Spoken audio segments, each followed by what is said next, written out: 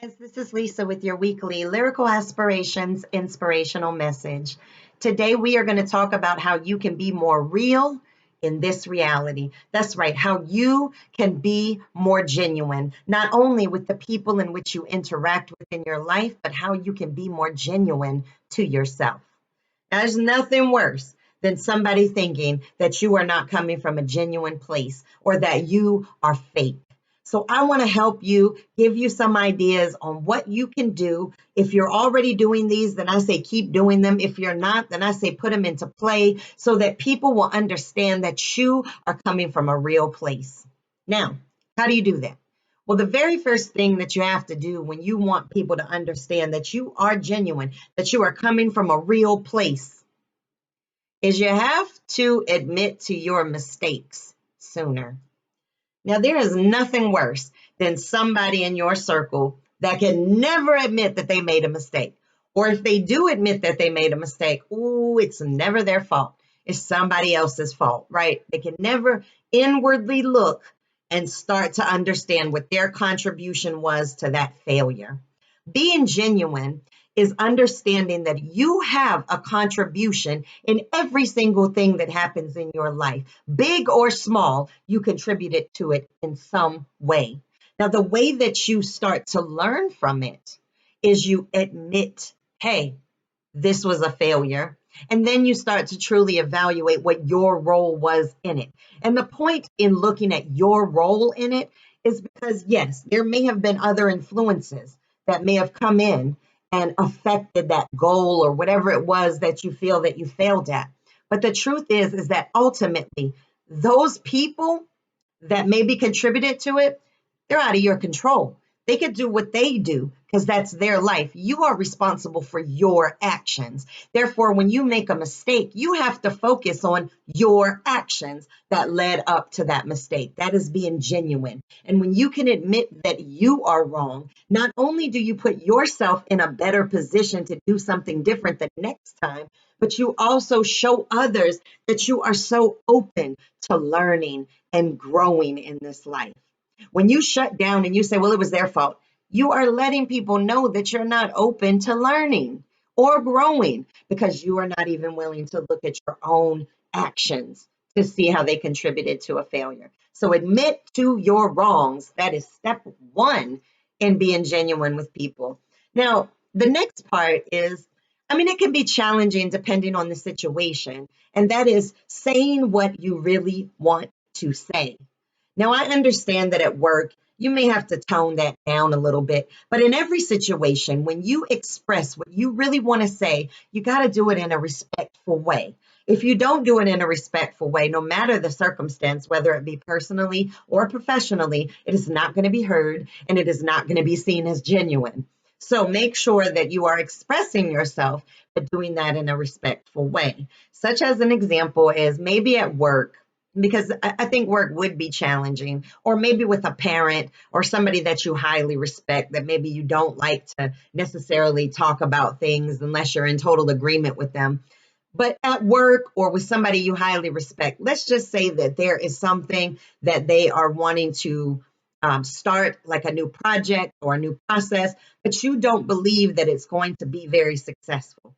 It's one thing to say, this is a joke, this is garbage, this is never going to work, versus saying, hey, let's talk through some of the concerns that I have with this particular process. As I'm thinking about it, I believe this, and that could happen if we do this. This is coming at something respectfully, but also saying what you really want to say. Don't be a bobblehead in life that just nods their head and goes along with it, right? Make sure that you are expressing yourself, but that you are doing it in a respectful manner. People will respect your honesty. Don't be a people pleaser. I see leaders all the time that are managing groups of people and they people please, but you don't understand that your team or your people that you're interacting with are going to respect you more for expressing your opinions respectfully, but then also making sure that you balance that. So you may say something that you don't like, but you're balancing it with things that you do like. So make sure that you are saying what you really want to say. Now, another thing that you have to do is you got to leave people with a better impression of themselves when you leave. And what I mean by that is don't be afraid to compliment people. Complimenting somebody else or putting a light on somebody else does not dim yours. So it is okay to go out here and leave people with a better feeling about themselves or about their day when you walk away. Show appreciation for things, big or small. This lets people know that you are living in reality. You are paying attention to the things that are going on, and you are being genuine by the fact that you are showing appreciation. This is showing emotion. This is showing vulnerability. Maybe you have to show appreciation to somebody that is going for the same job as you in your company. Show that appreciation. That is being genuine. That is being a genuine person and understanding that where you go in life is all up to your actions, your decisions, your choices. It doesn't have to do with anybody else. If you don't get a job that you and another person are up for, it wasn't meant for you. That's being genuine. You don't have to dim somebody else's light to make yours seem brighter. Now, another thing that you have to do, this one is hard for some people. Take the judgment out of it. You are not the judge and jury of your world. It is not your place to judge people. Do not ever judge the tread on sneakers that you have never worn. So we have to pull ourselves out of the position of trying to judge people. This is not your place. You should be focused on things that you can do better, not looking at the world and saying, well, if they could do that better, they would be more successful. If they didn't do that, they'd be more successful. Child, who got time for that? Make sure that you are doing that self-evaluation to yourself. If you're going to judge anybody, turn it inward, because that's the only person that you can truly control. You cannot control anybody in this world, judge them or not. They will not change, but people will change by seeing your actions. If you show people that you are not willing to stoop to those levels of judgment against people. And what that means is if somebody shows that level of judgment around you, that you counteract it. If somebody says, oh, well, Susie can't ever do anything right, then you can flip it around and say, you know what, that's not really right to say Susie does this really well. And that way you start to teach people that coming around me with that type of judgment is not the correct choice. And they might even stop judging people themselves because of your behavior. So make sure that you pull yourself away from judging other people. Now, the last thing that you have to do, I know a lot of people that fit into this category. I call them the martyrs of the world. And that is, child, leave the pity parties up for somebody else. Don't send the invitations out. Nobody wants to attend your pity party.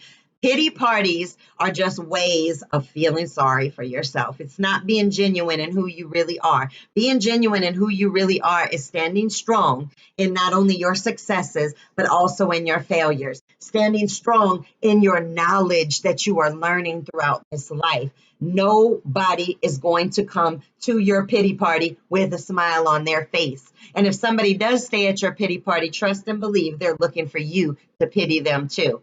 So make sure that you ask yourself questions such as, instead of saying, why do things keep happening to me, as if it's a negative thing, just say, why am I not learning as quickly as I should with these things that continue to happen? It is not about looking at the world and saying that the world is against me and I didn't do anything wrong and this isn't right that the world is against me. It's more or less looking at your life and saying, what are the steps that I took that didn't allow me to reach that goal so that I don't go back down that path again? This is making sure that when you fall, when you stumble, when you potentially fail, that you are not sitting and moping in a pool of pity. Trust and believe that pool is not refreshing, definitely will not get you where you want to go. Think about that. A pool of pity, a pool has limitations, correct? It doesn't float into the ocean. It doesn't merge into another body of water. It stops at concrete. That's the same exact thing that happens when you blow pity out of your mouth or out of your thoughts. You are putting yourself in a rectangular concrete box.